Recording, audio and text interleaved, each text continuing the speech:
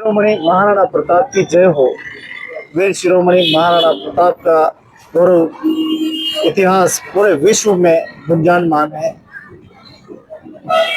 हल्दी घाटी विजय दिवस के उपलक्ष्य में पूरे नगर में, अभी तो पूरे राजस्थान नहीं पूरे भारतवर्ष में विजय दिवस के रूप में मनाया जा रहा है। सभी सामाजिक संगठन, सभी धार्मिक संगठन इस विजय दिवस को बड़े धूमधाम के साथ मनाते हैं। कल कई सारे कार्यक्रम नगर में आयोजित होंगे, कई हवन होंगे। लगभग कहते हैं कि 4.5 घंटे तक ये युद्ध चला था और 4.5 घंटों का हवन जो है कल होने वाला है हल्दी घाटी में। प्रभु कृपा रही तो हम भी उसके दृश्य आपको जरूर दिखाएंगे। तो जब हल्दी घाटी का युद्ध हो रहा था तब आप जानते हैं कि गाडुलिया समाज का बहुत बड़ा किरदार है और इसको गाडुलिया घाटी बोलते हैं इस स्थान को, जो कि उदयपुर के प्रताप नगर में मौजूद है। यहाँ पर आज भी समाज के लोग हथियार, उस समय तो हथियार बनाते थे, लेकिन आजकल तो काटने की कुल्हाड़ी, चाकू, छुरियाँ, फावड़े, काम करने के संसाधन बनाते हैं। और आप देख पा रहे हैं किस प्रकार से धार्मिक सामाजिक संगठन आज वीर शिरोमणि महाराणा प्रताप को यहाँ नमन करने के लिए पधारे हैं विजय दिवस के उपलक्ष्य में। तो वीर शिरोमणि महाराणा प्रताप के इस विजय दिवस के उपलक्ष्य में आप देखिए कि गाडोलिया समाज का भी बहुत बड़ा किरदार है, बहुत बड़ा इतिहास है।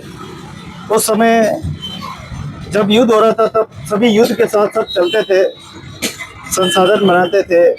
इसके साथ कई सारे के समाज के लोग साथ में थे और महाराणा प्रताप जी के साथ में सभी समाजों का सामंजस्य था, इसीलिए विजय दिवस मनाया जा रहा है।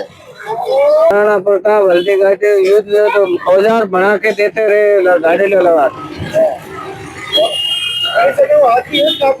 आज भी यही काम कर रहे होने सब लोग लड़ाई गई। आप ये घर बार क्यों छोड़ा? कहीं और तो कारण कहीं हो। महाराणा प्रताप रो साथ दी तो उन्हें छोड़ा। अच्छा, हर युग में? हर युग में।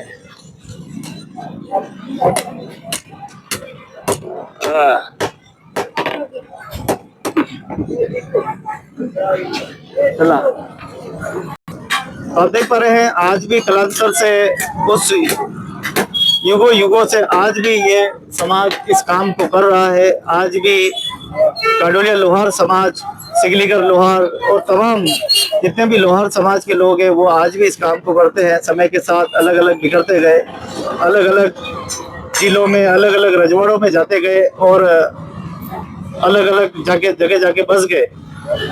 आज भी हम देखें हर गांव में गाडोलिया समाज का एक एक घर होता है और वहां पर फावड़ा, गेंती, तगारी और अन्य संसाधन, चाकू, छुरियां, अंडाची, ऐसे ऐसे साधन है जो आज भी बना के दिए जाते हैं।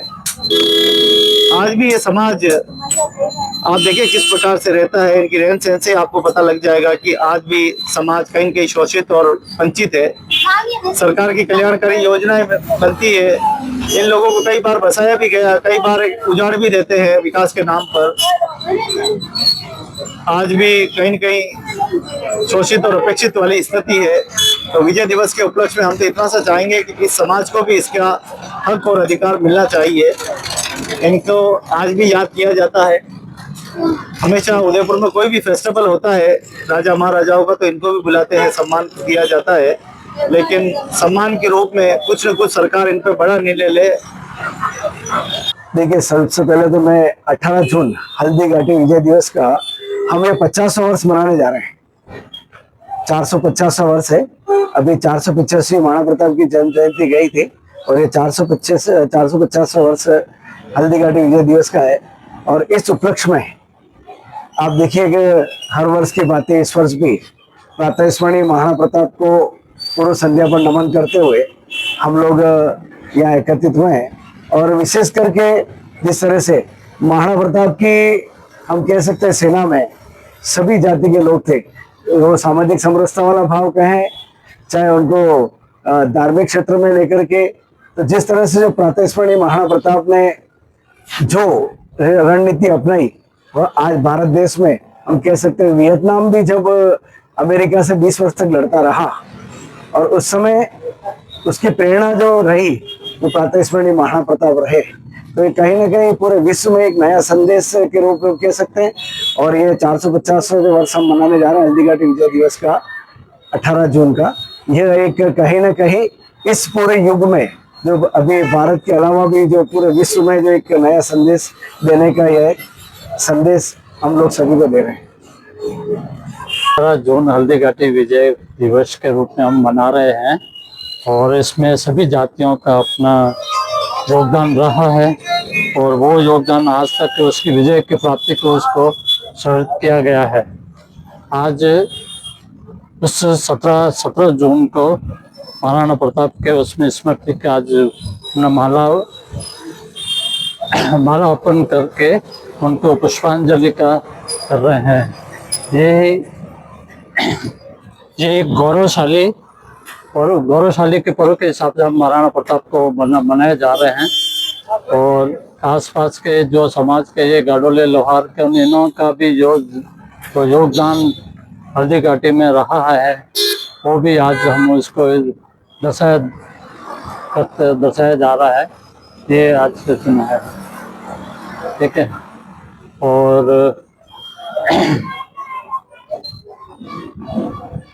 हल्दी घाटी विजय का 450 वर्ष के विजय हुई है उसका हो रहे हैं। तो उसके एक दिन पहले हम महाराणा प्रताप का पुष्पांजलि माला अर्पण करके उनको श्रद्धांजलि दे देते हैं। बहुत बहुत धन्यवाद। तो आप जैसा कि आपको बताया गया है कि विजय दिवस के उपलक्ष्य में और ये 450वां विजय दिवस हल्दी घाटी युद्ध को मनाया जा रहा है। प्रत्येक समाज का समन्वय उस समय था। सामाजिक संरचना, मातृभूमि की रक्षा के लिए उस समय सारे के सारे, चाहे वो सेनापति हो चाहे वो आम जनता हो, सभी का एक ही लक्ष्य था कि किसी भी करके मुगलों की सेना को यहाँ से खदेड़ना और उनको परास्त करना और मेवाड़ के मातृभूमि की रक्षा करना।